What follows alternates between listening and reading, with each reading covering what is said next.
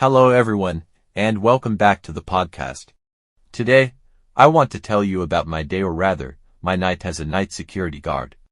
If you think this job is boring, trust me, after listening to this story, you might change your mind. Working at night is a completely different experience from working during the day. The world changes after dark. Buildings feel different. Streets feel different.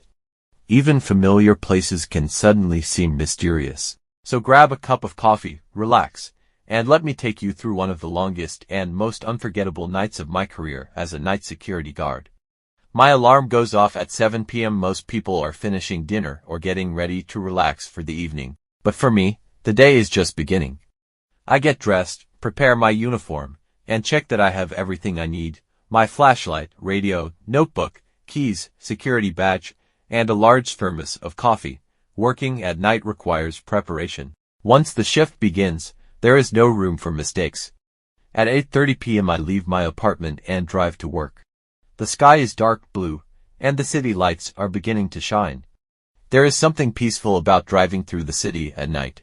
The traffic is lighter. The streets are quieter. Everything seems slower. About 30 minutes later, I arrive at the business complex where I work. The property consists of 3 large office buildings, 2 warehouses, and a huge parking lot. During the day, more than 2,000 employees work there. At night, only a few people remain. The contrast is incredible. A place full of life during the day becomes almost silent after sunset.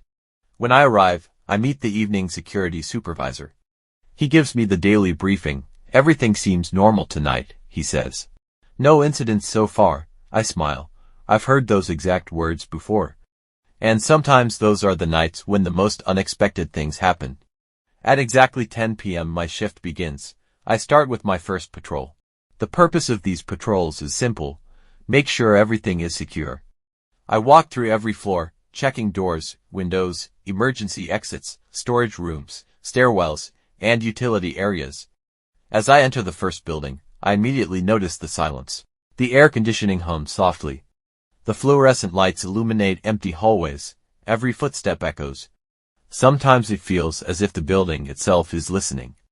After checking the first floor, I move upstairs. Everything appears normal. No unlocked doors.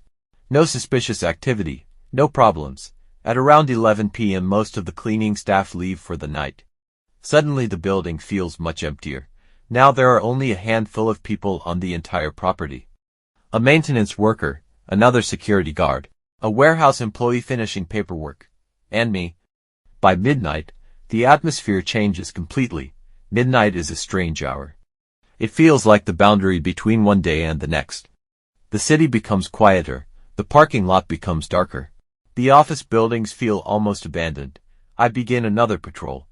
As I walk through a long hallway on the 4th floor, I notice something unusual. One of the office lights is on. That's strange. Everyone should have gone home hours ago.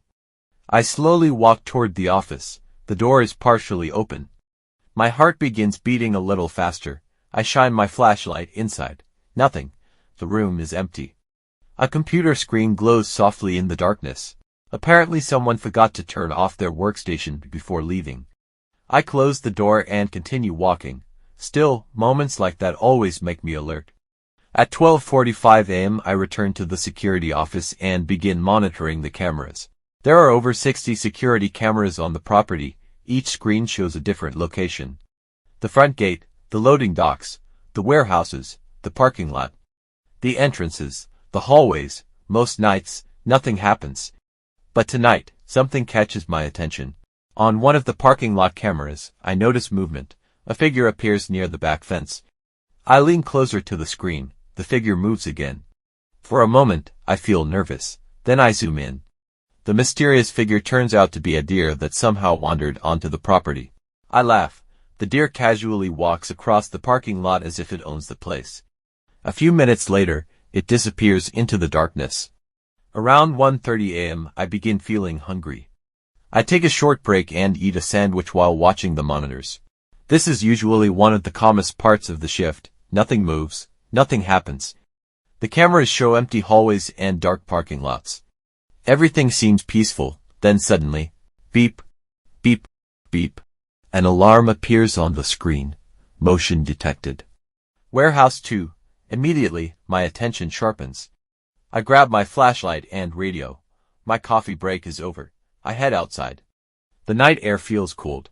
Clouds cover the moon. The warehouse stands silently in the distance. As I approach the building, I notice that everything appears normal. The doors are locked. The windows are secure. Still, the alarm was triggered somehow. I carefully unlock the entrance and step inside. The warehouse is enormous. Rows of shelves stretch into the darkness. The only sound is the faint hum of machinery. I slowly walk between the aisles. My flashlight moves from side to side. Suddenly, I hear a noise. Clank. I stop walking. The sound echoes through the warehouse. Clank. There it is again. My heart pounds. I shine my flashlight toward the source. For a moment, I can't see anything. Then I notice movement near a stack of boxes. I prepare myself. And then, a cat jumps out. I nearly laugh out loud. The cat stares at me as if I am the intruder. Apparently it entered through a small opening near the loading dock. After ensuring everything is secure, I escort my unexpected visitor outside. Problem solved. At around 2:30 a.m. fatigue begins to set in. This is one of the most difficult parts of the night. The human body naturally wants to sleep. The building is quiet. The hallways are empty. The darkness feels endless. To stay awake, I walk extra patrols. Movement helps. Fresh air helps. Coffee helps. But nothing completely removes the challenge of working overnight. Around 3 a.m. a storm begins. At first it's just light rain. Then the weather becomes more intense. Strong winds shake the trees. Thunder rolls across the sky. Lightning flashes in the distance. The atmosphere changes instantly. Everything feels more dramatic. As I patrol Building 3, the lights flicker. Once, twice, then everything goes dark. For 3 seconds, the entire hallway is black. Only my flashlight provides light. The emergency systems activate almost immediately. Still, those few seconds feel much longer. When darkness surrounds you completely, your imagination starts working overtime. Every shadow seems suspicious. Every sound seems important. Every movement catches your attention. At 3:45 a.m. I experience one of the strangest moments of the night. I am checking a rarely used section of the building. Very few employees ever visit this area. The hallway is long and narrow. At the end of the corridor, there is a large window. As I walk toward it, I suddenly notice what appears to be a person standing motionless near the glass. I freeze. The figure doesn't move. Neither do I for several seconds. We simply stare at each other. My heart races. Slowly, I raise my flashlight. The beam illuminates the figure. Then I realize what I'm looking at. A life-size, promotional mannequin that had been moved there earlier that week. I laugh at myself, but for a few moments, it definitely looked like a real person. By 4:30 a.m. the storm begins to weaken. The rain slows, the thunder becomes distant. The property is calm once again. I continue my patrols and complete my reports. At this point, the hardest part of the night is waiting for morning. The hours seem to move more slowly. The building feels frozen in time. But eventually, the first signs of sunrise appear. The sky changes from black to dark blue. Then from blue to orange. Birds begin singing.